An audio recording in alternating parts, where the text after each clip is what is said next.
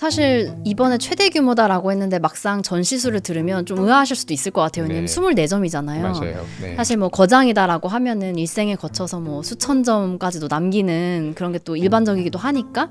근데 이제 론뮤익 같은 경우에는 이제 지금까지 한 30년 정도 작가가 활동하면서 48점을 만들었다라고 하더라고요, 총. 일단 뭐 너무 당연한 얘기지만 한 점을 제작하기 위해서 들어가는 시간과 공력이 너무 많이 들어가는 작품들이에요. 그래서 뭐 이 에피소드가 있는데, 이 작가가 원래 오랫동안 같이 일했던 굉장히 유명한 화랑이 있습니다. 그래서 그 화랑은 제발 론뮤익이 한 점의 작품을 만들어가지고 이거를 판매를 할 수 있게 하는 게 이 화랑의 굉장히 중요한 뭐 역할인데, 너무나 작품을 안 만드는 거예요. 그래서 한 번은 신작을 한 점도 내어놓지 않는 시간이 4년이 경과된 적이 있었대요. 그래서 이 화랑이 도저히 같이 일할 수가 없다라고 해서 오래된 관계를 이렇게 정리한 사례도 있었다고 합니다. 갈팡질팡 망설이는 아트러버들을 위한 전시 리뷰 토크. 이 전시 어때의 호스트를 맡은 널위한 문화예술 이지연입니다. 저희가 이번에 파일럿 프로그램을 좀 준비했어요. 요즘 진짜 전시 많이 열리잖아요. 그래서 저희가 좀 화제가 되고 주목받고 있는 전시를 미리 살펴보고 또 이 전시에 대한 이모저모를 살펴보는 그런 프로그램을 마련했습니다. 이 전시 어때라는 이름으로 진행을 할 예정인데요. 미술 전시 쪽에서는 잔뼈가 굵으신 라이문화재단 고원석 디렉터님을 모시고 앞으로 전시 하나하나씩 뜯어보도록 하겠습니다. 안녕하세요, 선생님. 안녕하세요, 지원님. 본격적으로 선생님 모시고 이야기를 나누게 됐는데 저는 좀 개인적으로 설렙니다. 선생님 어떠신가요? 1년 사이에 사무실도 이전하시고 이렇게 또 좋은 스튜디오도 마련하시고 반갑습니다. 전에는 여러 패널 분들하고 같이 했었잖아요. 근데 오늘은 제가 혼자 이렇게 진행을 하게 되니까 약간 좀 부담도 되고 긴장도 되고 그러네요. 이 전시 어때의 첫 전시를 한번 선생님께서 직접 소개를 해주실 수 있을까요? 오늘 소개해드릴 전시는 국립현대미술관에서 진행 중인 론뮤익의 개인전입니다. 놀랍도록 정교하고 또 실제보다 더 진짜 같은 그런 인체 조각으로 또 유명한 작가죠. 그래서 조각적 테크닉과 표현력으로 잘 알려진 작가의 개인전입니다. 이 23년에 파리와 밀라노에서 열렸던 그 론뮤익의 개인전에 이은 순회전의 성격이 강하고요. 아시아에서는 사실 두 번째 개인전이라고 합니다. 2008년에 일본의 가나자와에 있는 21세기 미술관에서 단 3점만을 가지고 개인전을 했었고, 실질적으로 이런 규모의 스케일로 열리는 그런 전시로서는 아시아 최대의 개인전, 최초의 최대 개인전이라고도 할 수 있겠네요. 사실 이번에 최대 규모다라고 했는데 막상 전시수를 들으면 좀 의아하실 수도 있을 것 같아요. 왜냐면 24점이잖아요. 맞아요. 네. 사실 뭐 거장이다라고 하면은 일생에 거쳐서 뭐 수천 점까지도 남기는 그런 게 또 일반적이기도 하니까. 근데 이제 론뮤익 같은 경우에는 이제 대작이 아니라 소작을 하는 작가이기도 하는데 지금까지 한 30년 정도 작가가 활동하면서 48점을 만들었다라고 하더라고요, 총. 그러니까 사실은 이번에 그거의 절반이나 다 오는 거니까 뭐 대규모다라고는 해볼 수 있을 것 같다는 생각도 들어요. 사실 절반이라고 하기에는 좀 다른 생각을 좀 해볼 필요가 있는데, 48점은 다 이제 이 작가의 조각 작품이죠. 근데 이번 전시의 작품 수 중에서 조각 작품은 사실 10점이에요. 그리고 나머지 14점은 사진이 10점, 다큐멘터리가 2점. 그러니까 사실 론뮤익의 작품은 10점. 론뮤익의 작품과 관련된 사진과 다큐멘터리가 총 14점 이렇게 출품을 하게 된 거죠. 근데 왜 이렇게 작가의 작품 수가 적은 걸까요? 일단 뭐 너무 당연한 얘기지만 한 점을 제작하기 위해서 들어가는 시간과 공력이 너무 많이 들어가는 작품들이에요. 사실 이번 전시에 그 2점의 다큐멘터리가 상영되고 있잖아요. 그 다큐멘터리를 보시면 한 점을 만드는데 얼마나 많은 그 과정이 소요되는지를 아주 그냥 대사 없이 묵묵하게 보여주는 영상이 있는데, 그래서 이 작가가 정말 한 점의 작품을 만들기 위해서 너무나 많은 시간과 에너지가 동원되기 때문에 마치 그 다큐멘터리를 보면 작품을 제작하는 과정이 뭔가 수행하는 과정, 막 구도행위를 하는 듯한 그런 과정처럼 느껴지기까지 해요. 이 다큐멘터리 제작 기간만 2019년부터 2025년까지예요. 그러니까 이 작품을 만드는데 소요되는 시간이 어느 정도였을 거라는 걸 추측을 해볼 수 있겠죠. 추측컨대 작가의 완벽주의적인 기질도 굉장히 한몫했을 것 같다. 라는 생각이 들고요. 그래서 뭐 이 에피소드가 있는데, 이 작가가 원래 오랫동안 같이 일했던 굉장히 유명한 화랑이 있습니다. 그래서 그 화랑은 제발 론뮤익이 한 점의 작품을 만들어가지고 이거를 판매를 할 수 있게 하는 게 이 화랑의 굉장히 중요한 뭐 역할인데, 너무나 작품을 안 만드는 거예요. 그래서 한 번은 신작을 한 점도 내어놓지 않는 시간이 4년이 경과된 적이 있었대요. 그래서 이 화랑이 도저히 같이 일할 수가 없다라고 해서 오래된 관계를 이렇게 정리한 사례도 있었다고 합니다. 사실 저는 이제 론뮤익 작업을 이번 전시 전시 때 처음 봤어요. 근데 실제로 보니까 정말 그 놀라운 사실적인 묘사가 대단해 보이긴 하더라고요. 근데 사실 또 극사실주의 조각이라고 하는 게 또 아주 생소한 거는 아니잖아요. 그렇죠. 우리한테 너무나도 익숙한 이제 바나나로 유명한 마우리시오 카텔란도 있고 또 우리나라에는 최수황 작가님도 계시고 근데 이제 이런 작가들과 론뮤익이 좀 차별화되는 지점이 어디가 있을까요? 극사실주의 작가 론뮤익의 개인전 이렇게 규정을 하고 있는데 이 부분에 대해서 저는 좀 신중할 필요가 있다라고 생각을 해요. 일단 이분이 작고 작가도 아니고 생존 작가인데 하나의 어떤 장르로 규정을 딱 짓는다는 것 자체가 물론 마케팅적인 목적에서 굉장히 유용해요. 기억하기 쉽기 때문에. 그러나 그 이 한 작가가 사실 작업을 하는 기간 동안에는 본인이 어떤 유파라던가 사조를 의식하지 않고 자기만의 세계로 작품을 하기 마련이거든요. 근데 그런 작가에게 어떤 한 장르로 규정을 하게 되면 그 작가의 내면에 있는 어떤 복잡한 세계로 진입하는데 방해가 될 수도 있겠죠. 두 번째는 론뮤익의 작업이 극사실주의냐라고 하면 맞기도 하고 틀리기도 한 것 같아요. 일단 맞다고 볼 수 있는 이유는 표현 자체가 굉장히 극사실주의적인 표현을 하고 있어요. 말씀하셨다시피 어떤 피부의 주름이라던가 뭐 털이라던가 뭐 혈관이라던가 그 색조까지 그 실리콘과 레진으로 마치 실제 피부처럼 정밀하게 표현을 한다는 측면에서는 극사실주의적인 기법이 맞죠. 한편으로는 또 통상적인 극사실주의와는 좀 다른 부분도 있어요. 가장 구분되는 특징이 이 작품의 사이즈, 스케일인데요.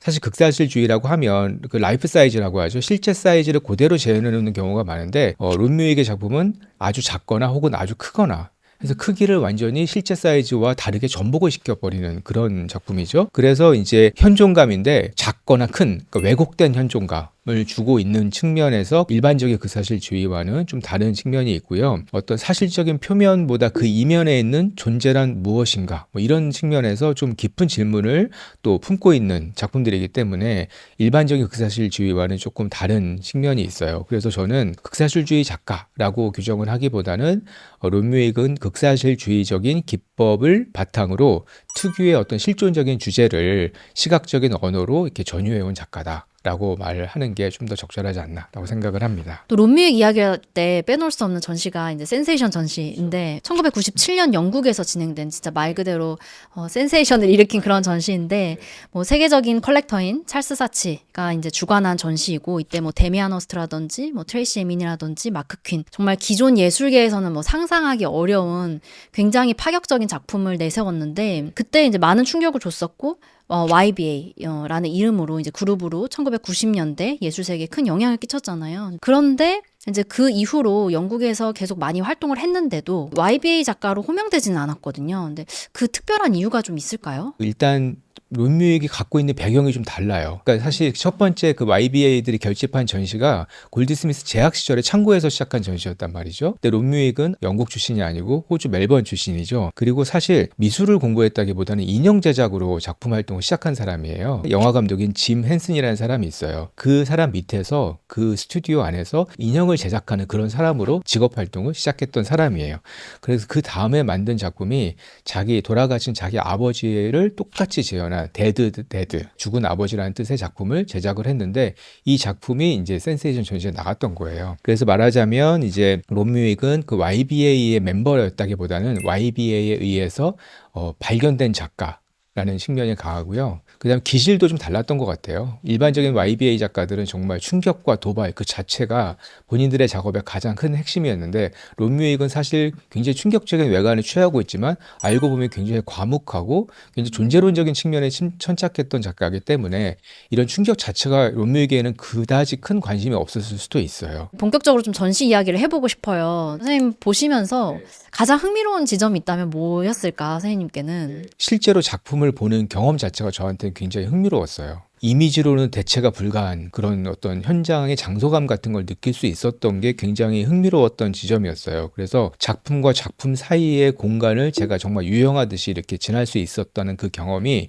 저한테는 사실 굉장히 흥미로웠고요. 그리고 이제 이번 전시의 또 하이라이트이기도 한 메스라는 작품이 있죠. 그 메스 작품 앞에서는 정말 이 섬뜩한 어떤 존재적 숙명 같은 것들, 허무한 감각 같은 것들을 느껴보는 게 너무 이제 흥미로웠고요. 또 다큐멘터리도 굉장히 재밌었어요. 사실 일반적인 다큐멘터리들이 어떤 전시의 어떤 보조적인 장치로 이렇게 있는데 이 다큐멘터리는 특별한 대사가 많이 나타나지 않음에도 불구하고 또 작가의 작품 세계를 잘 이해할 수 있게 하는 그런 측면에서 좀 재미가 있었고 사실 론뮤익이라는 사람이 큐레이터님도 말씀해 주셨지만 영국의 남부에 위치한 화이트 섬이라는 곳에 정말 영국의 어떤 가장 끝에고 그 섬에서도 또 가장 끝마을인 벤트너라는 해안 마을에서 작업실을 지어놓고 혼자 이렇게 정말 조용히 작업을 하고 있다고 하죠. 대부분의 작업을 혼자 소화를 하기도 하고 이 작가의 어떤 그 침묵 같은 것들이 좀 느껴지는 것도 굉장히 흥미로웠어요. 전시를 이제 저는 보면서 어느 순간 이제 작품들을 딱 마주했을 때 그래도 일반적인 조각을 보는 것과 달리 이게 뭔가 계속 사색에 잠기게 되고 어떤 생각에 빠지게 되는 건 확실히 있었던 것 같아요. 선생님께 이번 전시 쭉 보면서 가장 기억에 남는 작품 하나를 꼽는다면 개인적으로 고스트라는 작품이 제일 좋았어요. 어떤 소녀의 형상인데 굉장히 확장시켜 놓은 형상이죠. 왜냐하면 그 소녀라는 존재, 아직 어른도 아니고 아직 어린이도 아닌 그 사춘기 소녀의 어떤 상태라는 게 감정적으로 굉장히 불안하고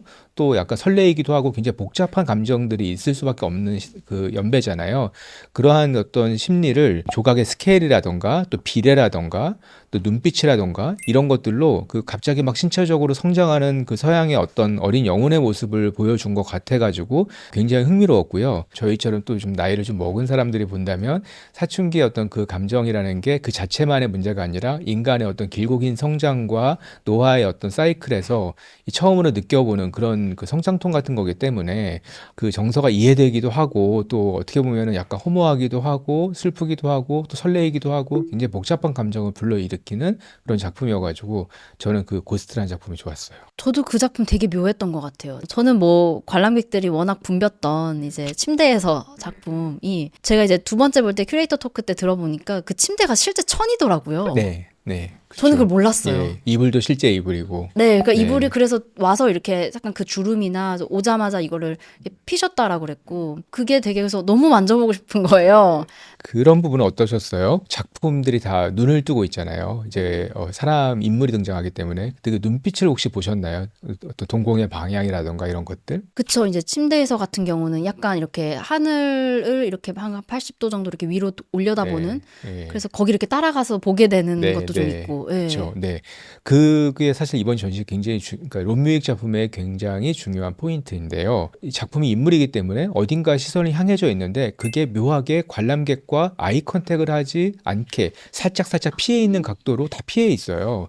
그런 부분들이 굉장히 흥미로운데 작품이 전체적으로 보면 관람객을 향해서 자기의 존재를 이렇게 드러내는 게 아니고 관람객을 피해서 허공 어딘가를 바라보고 있는 거죠. 그런 것들이 이제 빈 공간을 보고 있다는 점, 이런 것들을 보면 이 작품이 하나의 어떤 주체로서 관람객과 정면으로 마주하기보다는 관람객과 작품 사이에 있는 어떤 존재, 약간 관람객을 피해 있는 존재로 약간 다른 차원에 있는 존재 같은 느낌으로 이 빈 공간을 응시하고 있는 거죠. 그래서 스스로를 존재하고 있지만 존재하지 않는 것처럼 이렇게 묘하게 표현하는 그런 것들이 이 시선의 방향 같은 걸로 많이 표현이 되고 있는 지점이 저는 좀 론뮤익 작품에서 되게 흥미로웠어요. 아, 그렇네요. 이게 다 모아 보니까 생각해보니까. 그게 보이더라고요. 네. 네. 그러네. 처음 마주하는 그 마스크 2 작업만 이제 눈을 감고 있고 대부분의 작업들은 이렇게 아래를 보거나 좀 위를 쳐다보거나 딱 갔을 때 동선에서 관람객과 눈을 마주칠 수 없게끔 다 되어 있었던 것 맞아요. 같아요. 흥미로운 포인트예요. 네. 전시 반대로 좀 아쉬운 지점은 없으셨나요?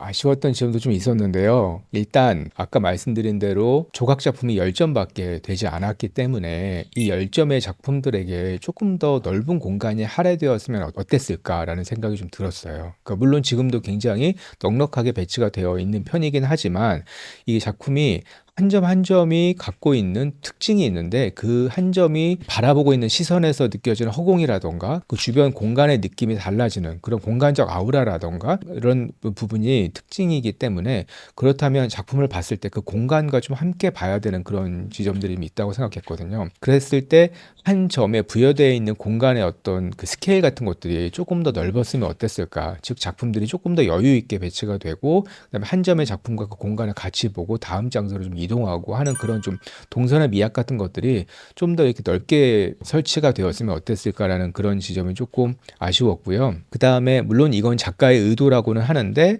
전시장에 텍스트가 전혀 없었죠. 사실 롬뮤익이 뭐 내 작품은 말보다는 침묵 속에서 더 많은 이야기를 한다라고 이렇게 얘기를 한 적도 있다고 해요. 그러다 보니까 작가의 의도에 따라서 텍스트를 다 없앴다고 하는데 그런 부분 때문에 어떻게 보면은 작품의 의도를 진입하는데 또 전시의 의도를 진입하는 데에는 약간 좀 장치가 부족하지 않았나. 그래서 관람객들이 그 작품의 표면만을 보게 되지는 않을까라는 그런 지점들은 조금 아쉬웠어요. 저도 그 점은 사실 많은 아쉬움이 남아요. 왜냐하면 이 국립현대미술관이라고 하는 곳이 굉장히 미술 종사자 그리고 이미 미술을 굉장히 좋아하는 고관 여자를 위한 공간이기도 하지만 사실은 뭐 길 가다가 맞아요. 더워서 추워서 들어오는 네. 우리 뭐 할아버지 할머니들 네. 시민들이 네. 이제 쉬어서 가다가 전시 한번 볼까? 무료네? 4,000원밖에 안 하네? 이러면서 이제 보실 수도 있잖아요. 근데 그런 분들이 이 전시를 우연히 봤을 때 과연 이분들을 위한 어떤 장치들이 있는가라고 했을 때는 그런 지점이 되게 아쉬웠던 것 같아요. 근데 그런 측면에서는 그냥 굉장히 좀 현대미술의 오해를 좀 증폭시키다가 끝날 수도 있겠다라는 생각을 좀 해서 네. 개인적으로는 좀 다시 재고를 해봐 주셨으면 좋겠는. 한 가지 말씀드리자면 이 전시의 관람료는 4,000원이 아니고 5,000원입니다. 아, 그런가요? 네. 그런데 이제 어쨌든 5,000원이라는 비용은 그다지 높은 금액이 아닌데 최근에 뭐 예술의 전당이라던가 이런 곳에서 하는 이른바 정말 그 거장들의 전시들을 보면 티켓이 거의 2만 원 이상으로 다 형성이 되어 있거든요. 근데 국립현대미술관이니까 5,000원에 그 전시를 볼 수 있다는 거는 굉장히 큰 특혜이기도 하죠. 근데 말씀하신 대로 국립현대미술관이기 때문에 정말 불특정 다수의 많은 관람객들이 전시를 보게 되니까 어떻게 하면 좀 더 친절하고 또 높이를 낮춰서 쉽게 진입할 수 있는 통로를 만들 수 있을 것인가에 대해서는 조금 이제 연구가 필요하지 않았나 싶기도 합니다. 그 이번에 가장 어떻게 보면 화제의 작이 저는 메스였다고 생각을 하는데 그게 저는 모르는데 이전 전시에서는 좀 그 해골을 이렇게 좀 펼쳐놓는 방식으로 디스플레이를 한 거를 해외에서 보고 온 많은 분들이 아쉽다라고 하는 분들 반, 해골이 주는 그 어떤 압도감을 더 느꼈다라고 하는 분들 반 나뉘더라고요. 개인적으로 좀 선생님 어떠신지 궁금하더라고요. 메스는 공간을 잘 활용하기도 했어요. 국립현대미술관의 구조에 잘 맞춰가지고 작품을 잘 배치를 해놓기도 했는데 백골들이 막 이렇게 수직으로 쌓여 있었잖아요. 전 그걸 보고 첫 번째 드는 생각은 이거 어디서 본 것 같은 이 느낌, 이 기시감은 뭐지? 라고 생각을 했는데 혹시 지연님은 캄보디아의 푸놈펜에 가보신 적이 있나요? 캄보디아를 간 적이 없어요. 네, 푸놈펜에 가면 사실 꼭 들러봐야 되는 곳 중에 하나가 그 킬링필드라고 하는 정말 비극적인 어떤 트라우마가 있는 그런 역사의 현장이죠. 쭈오슬랭 박물관에 가면 이제 학살의 현장이라던가 뭐 과거의 어떤 그런 내용들을 이렇게 기록해 놓은 그런 부분들도 있는데 가장 중앙에 이제 유리로 되어 있는 건물이 있어요. 유리와 실내 사이의 벽에 거기서 발견된 그 유골들로 백골들로 벽을 가득 채워놨어요. 그래서 올라가다 보면 사방이 백골들로 둘러싸인 그 공간을 지나야만 해요. 수많은 사람들이 이렇게 지나다니는 공간인데 이거 이렇게 벽에 디스플레이를 해놨구나. 이거는 사실 또 학살의 현장을 잊지 말자라고 하는 정말 강력한 메시지거든요. 그게 생각이 나서 과연 이 기시감으로부터 나는 이 작품을 어떻게 분리할 것인가 살짝 당혹스럽기도 했던 측면이 있고요. 또 하나는 말씀하신 대로 파리 등에서 했었던 다른 전시장을 보면 그 백골들을 그렇게 세로로 쌓아놓지 않고 그냥 바닥에 올려놨죠. 파리에서 했을 때는 이 양쪽이 다 튀어져 있는 투명한 유리창으로 되어 있는 지상 공간에 백골들을 이렇게 바닥에다 좀 쌓아놓고 그 사이 공간을 걸어가게 만들었어요. 저는 개인적으로는 이게 훨씬 더 좋았다라고 생각이 들긴 하는데요. 왜냐하면 물론 이번 국립현대미술관 전시도 그 사이 공간으로 걸어갈 수 있는 구간이 있긴 하지만 사실 굉장히 짧아요.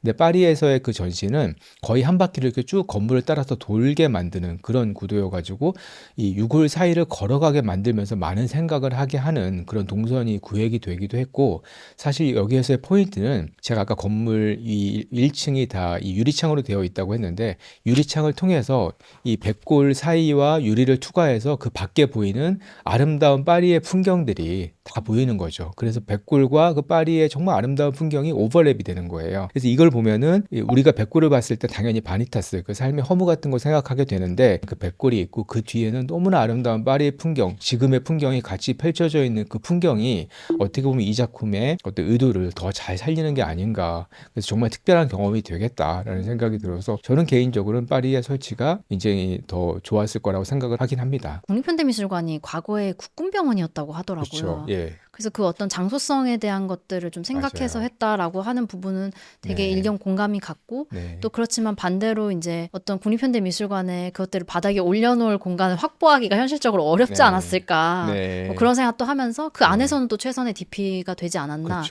그렇죠. 생각.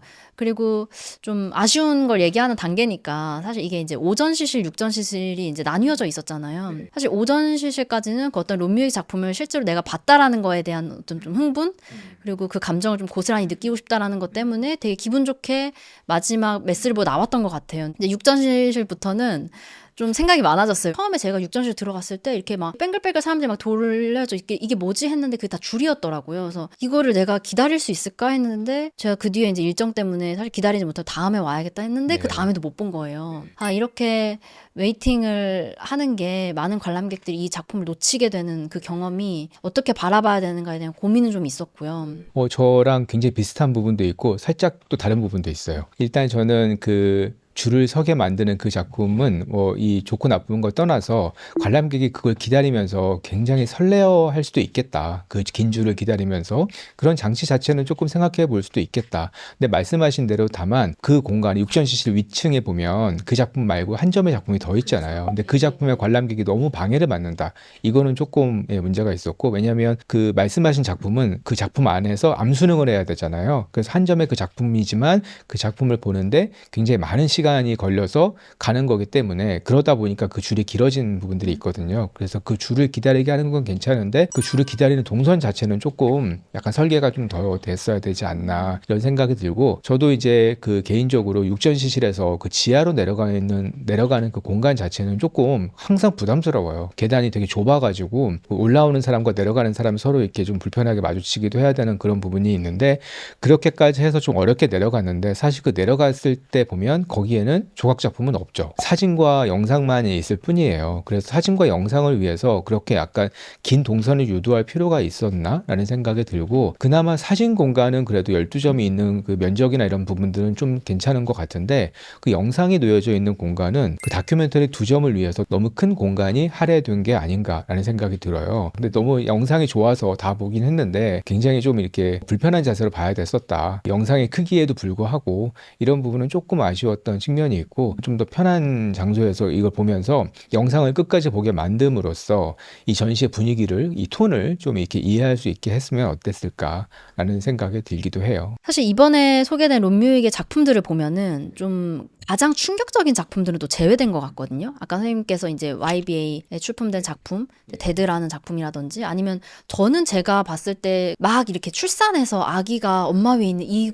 그거 너무 보고 싶더라고요. 근데 이제 그런 것들은 좀 이렇게 제외가 된 것 같아서 좀 이게 좀 의도적인 큐레이션일까라는 생각은 좀 들더라고요. 저도 처음에 작품들이 이렇게 물론 작품 수가 많지 않지만 조금 더 모을 수 있진 않았을까? 왜 이렇게 10점밖에 등장하지 않았을까라고 생각했을 때 처음에는 이게 까르띠에 현대미술재단과 같이 했기 때문에 이 모든 작품들이 그럼 까르띠에 소장품이었나? 라고 또 의심을 해봤어요. 근데 이렇게 출처를 보니까 그렇지 않더라고요. 까르띠에 소장품이 아닌 작품도 많아서 작가의 어떤 전반적인 작업 세계를 다루는 이른바 서베이를 지향하는 그런 전시라고 생각이 들었는데 그렇다면 조금 더 작가의 작품이 좀 더 충실하게 더 많이 좀 모여져 있었어야 되지 않았을까라는 생각이 들기는 했는데요. 어쨌든 그래도 작품 수가 많지 않다 보니까 그렇게 모으는 것도 쉽지 않았었겠다라는 생각이 들기도 하고요. 그러나 서베이 전시라고 하기에는 조금 더 부족한 면이 있지 않았나라는 생각이 들고 사실 이건 또 까르띠에 소장품이기도 한데 유스라는 작품이 있어요. 그 흑인 소년이 티셔츠를 위로 이렇게 올리고 있는데 이 옆구리에 약간 상처가 있어서 그 상처를 마치 이렇게 짚고 있는 게 예수의 부활을 의심하는 그런 그 성화의 어떤 느낌과 같은 그런 조각이 있는데 그 두 점은 꼭 좀 보고 싶었는데 그 두 점이 빠진 거는 좀 저도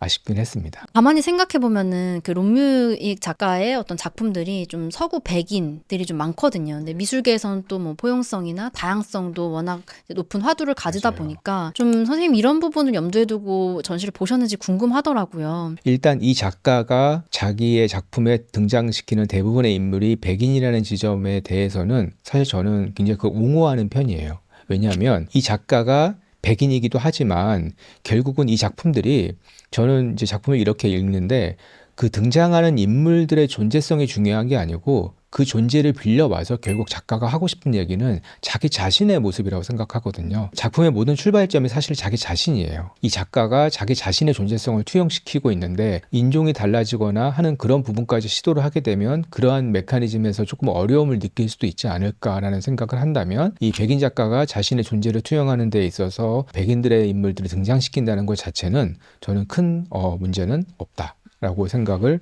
하거든요. 그런데 한편으로는 이 전시를 이제 개최한 국립현대미술관, 그러니까 미술관이라는 제도의 측면에서 본다면 사실 국립현대미술관은 또 한국을 대표하는 미술관이잖아요. 이 동아시아에 위치한 어떤 대표적인 미술관으로서 동시대적인 어떤 담론을 이렇게 선취하고 또 리딩한다는 측면에서 봤을 때는 좀 여러 가지 좀 다른 생각할 지점들이 있지 않나 싶어요. 현대미술이 과거에는 뭐 감춰져 있거나 말해지지 못한 어떤 소수의 목소리들, 발화되지 못한 목소리들이 등장하는 게 현대미술의 역할이잖아요. 그걸 수용하는 게 현대미술관이라는 제도고요.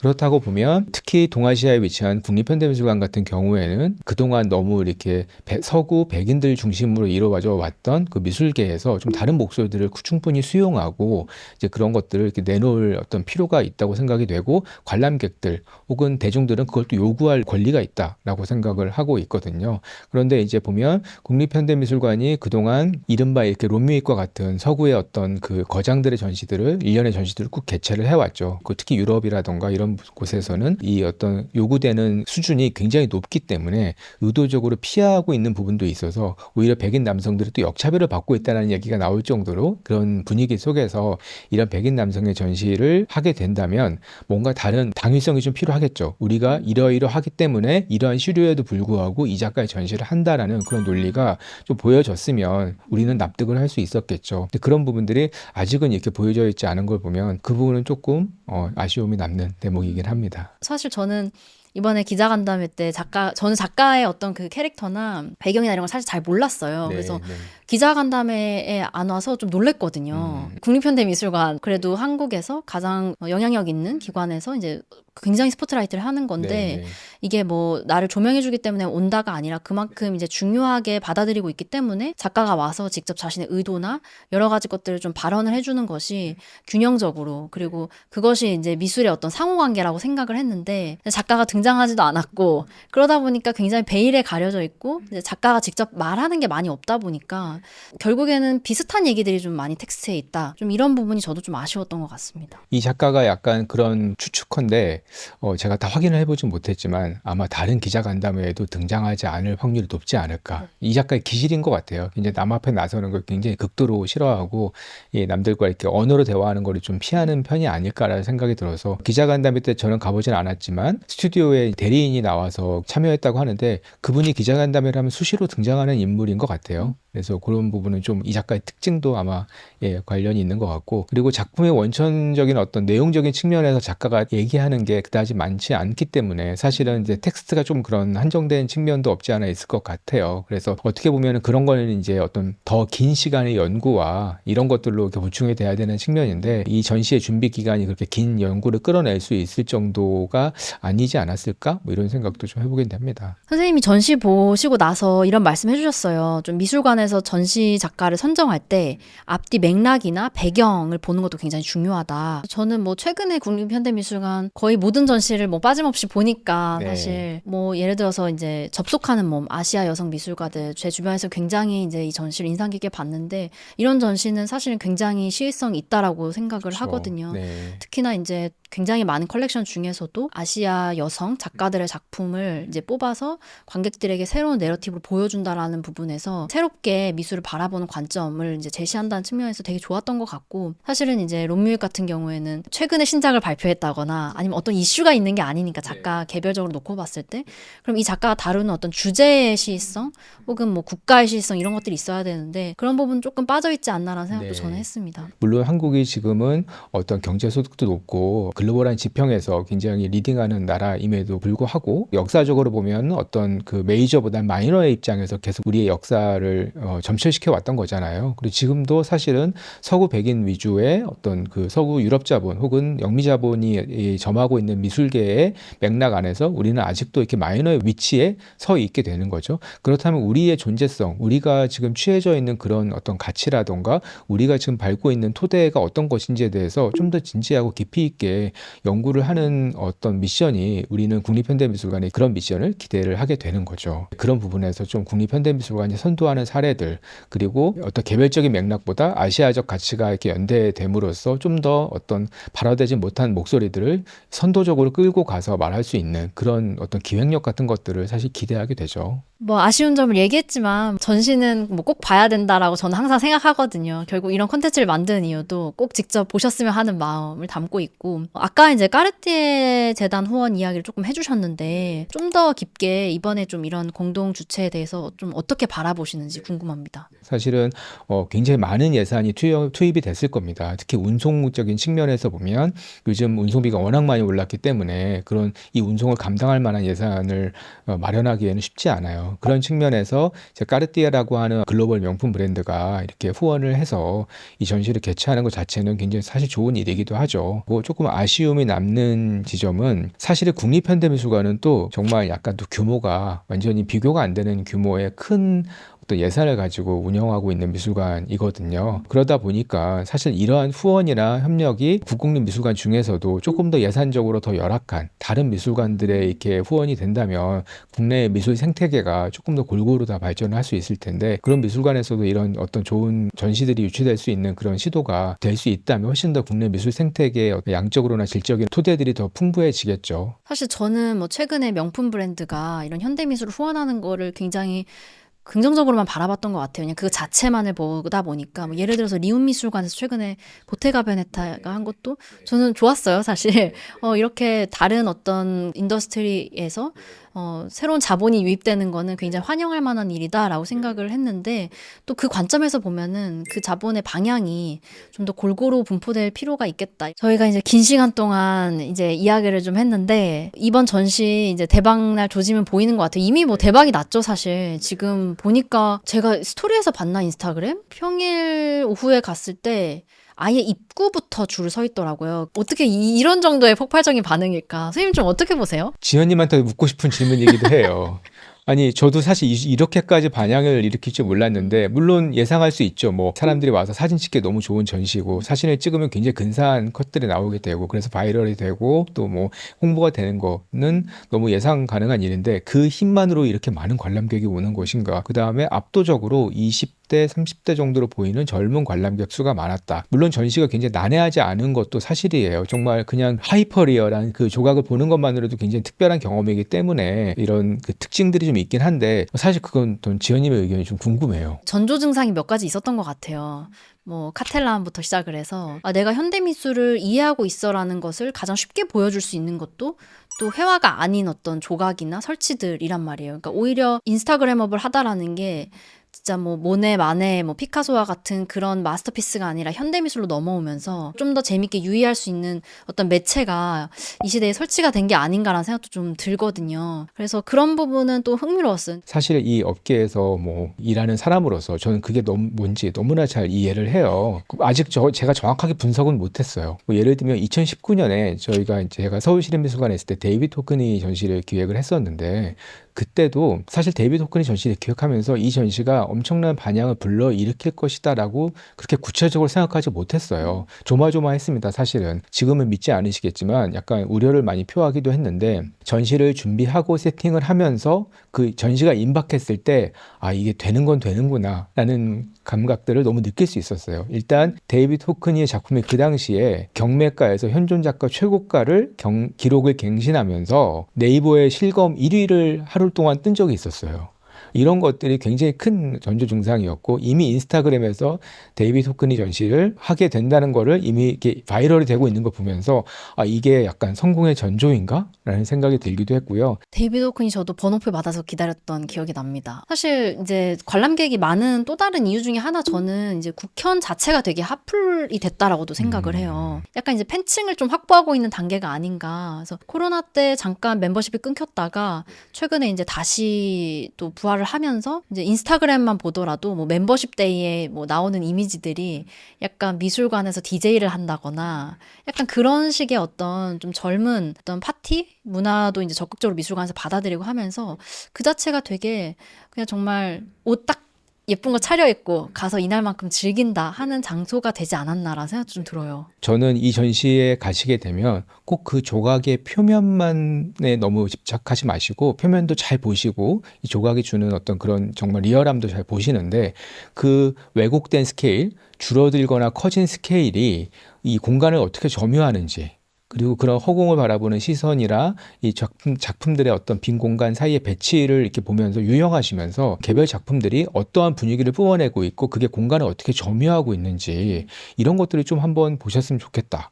라는 생각이 들어요. 어떻게 보면은 이게 롬뮤익이라고 하는 극사실주의적 기법에 너무 이렇게 함몰되지 않고 이 작품의 정말 약간 본질을 좀 더 볼 수 있는 그런 팁이 아닐까 싶어서 빈 공간들을 하나씩 보시면서 좀 느끼시면서 그런 작품을 봤으면 좋겠다라는 좀 제안을 드리고 싶고요.